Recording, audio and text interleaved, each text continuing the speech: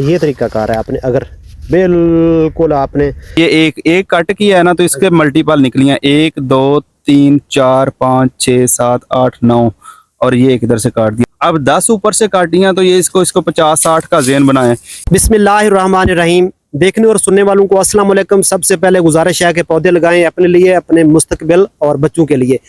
तो ये हम लोग आपको एक छोटी सी वीडियो में आप बताना चाहते हैं कि रूट स्टॉक जो खट्टी जिस पर हम लोग ग्राफ्टिंग करते हैं, अगर उसको सही दुरुस्त तरीके से ना काटा जाए तो क्या नुकसान होता है, अगर उसको काटना अपने कैसे है।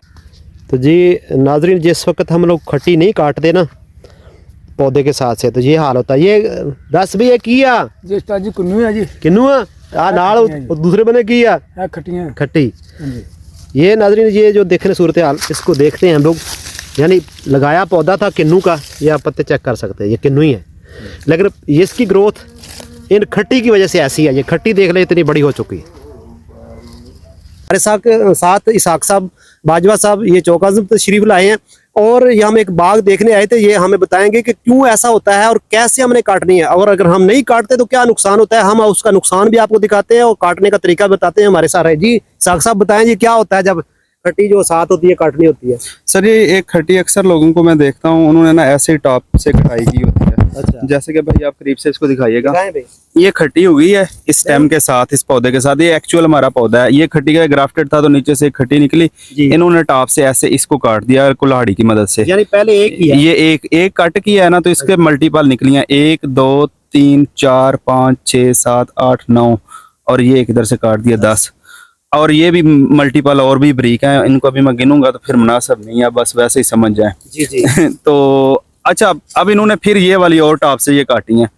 ये एक काटी है तो 10 निकली हैं। अब 10 ऊपर से काटी हैं तो ये इसको 50-60 का ज़ेन बनाए कि और निकलेंगी यहाँ से। जी जी। उससे होता क्या है कि ये वाले रूट स्टॉक जो थे ना, ये 3-4 माह के अंदर इतने फास्ट ग्रो करते हैं कि ये मेन पौधे से भी टॉप पे चले जाते हैं। जी जी। इस पौधे की ग्रोथ नहीं होती जो इससे फल आपने लेना है। जी जी। अब इस तरह इसको कभी भी ना काटें। जब भी आपने काटना है रगड़ के आरी की मदद से या कटर की मदद से इसको, अब ये मोटा हो गया अब तो आरी से कटेगा, अगर बारीक हो जब तो फिर कटर से काट। ये गलत तरीके से इसको रगड़ के इसके साथ से स्टेम के साथ से काट दें।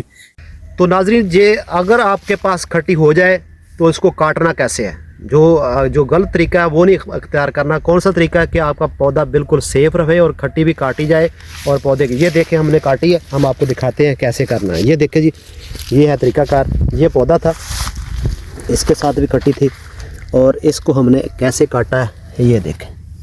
अभी मिट्टी लगा दी थी हमने, अभी इसको हमने आपको दिखाने के लिए हटाई है।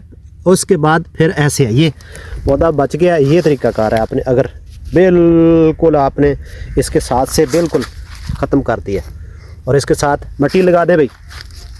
इसके बाद आपने काटने के फ़ौरन बाद जो है ना गीली मिट्टी जल्दी लगा दें। ये इसका समझ लो जो फंगस के बचाव का फर्स्ट एड है। उसके बाद जो अगर आप करेंगे वो बाद की बात है।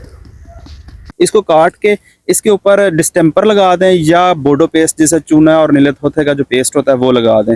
ठीक है। तीसरा ऑप्शन ये है कि अगर दोनों चीज़ों आप नहीं कर सकते तो फिर इस स्टेम के साथ यहाँ तक मिट्टी लगा दें 3-4 माह तक वो, ताकि इसके अंदर वो कवर्ड रह जाएगा। तो फिर ये खट्टी है नहीं निकलेगी यहाँ से। खट्टियाँ ना होती तो इस पौधे का क्या हाल होता।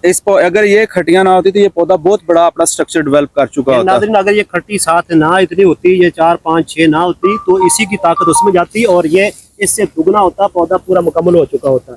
नाज़रीन, खट्टियाँ जो है ना इसके साथ नहीं होनी चाहिए। ये जो भी पौधे हैं इसके रूट स्टॉक में खट्टी जो ग्राफ्टिंग के बाद जो है ना बिल्कुल आपने 0 साइज, और जिस तरह इसाक साहब ने बताया बिल्कुल साथ से काटेंगे तो उसका रिजल्ट डबल हो जाएगा।